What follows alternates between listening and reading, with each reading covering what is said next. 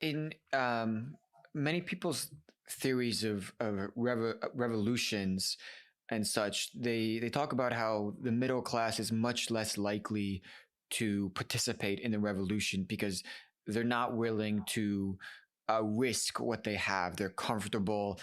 Yeah. Maybe they're a little bit concerned about their freedoms being taken away or not Yep. making a ton of money, but they have enough money to sustain themselves.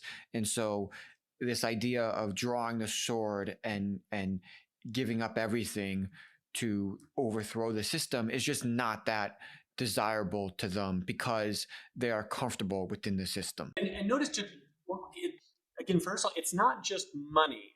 That's why I keep saying rich in social wealth or social capital. Like um, it's middle class people first of all, and the people at the top.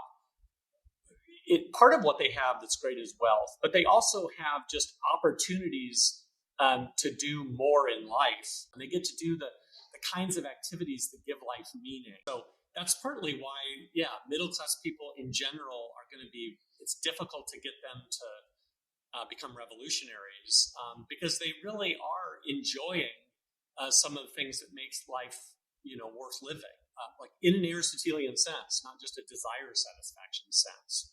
They're partaking of some higher things.